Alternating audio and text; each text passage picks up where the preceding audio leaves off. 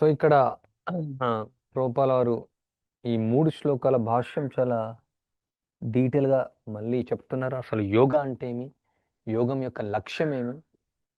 యోగం యొక్క అంతిమ ప్రయోజనం ఏమి? వివరిస్తున్నారు.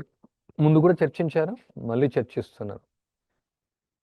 సో ఇక్కడ ఇదే భాష్యంలో మొట్టమొదటిగా ప్రోపాల్ వారు ముఖ్యమైన విషయం చెప్తున్నారు. యోగాభ్యాసం ద్వారా మానవుడు క్రమంగా భౌతిక భావన నుంచి విముక్తుడగును.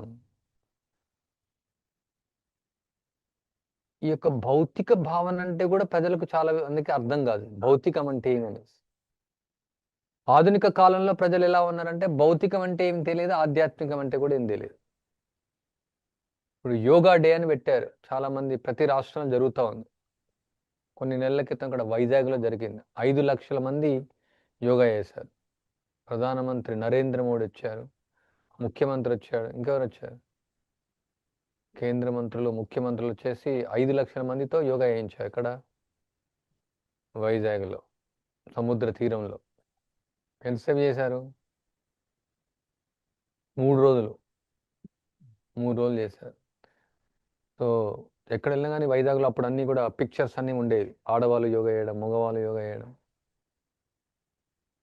సో ఇక్కడ ప్రభుపాల్ వారు చెప్పిన ప్రకారం ఏం చెప్తున్నారు ప్రభుపాల్ వారు? ఎవరైతే ఈ యొక్క యోగమును ఎక్సర్సైజ్ కోసం ఉపయోగించుకుంటారో, వ్యాయామం కోసం, వాళ్ళు యోగం యొక్క అంతిమ లక్ష్యాన్ని వాళ్ళు కోల్పోతారు.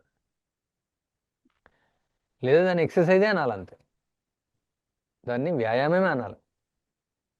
యోగా వేరు, వ్యాయామం వేరు. అంటే ఒక అష్టాంగ యోగ విధానంలో ఉంది యమ, నియమ, ఆసన, ప్రాణాయామ, ప్రత్యాహార, ధారణ, సమాధి. కానీ ఇక్కడ ఏం చేస్తున్నారు ప్రజలు? ఇవి 2 కలిపేస్తున్నారు అన్నమాట. వ్యాయామానికి యోగ కలిపేస్తున్నారు. ఆధ్యాత్మికతను, భౌతికతను కలిపేస్తా ఉన్నారు.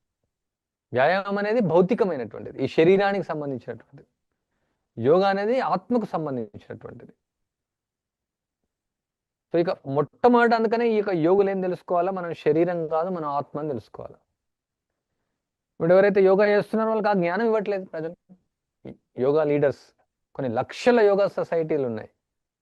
కొన్ని లక్షలు యోగా ట్రైనింగ్ సెంటర్లో వాళ్ళు కొన్ని లక్షల రూపాయలు తీసుకుంటూ ఉంటారు. ఏం నేర్పిస్తారు? ఆరోగ్యం కోసం అంతే.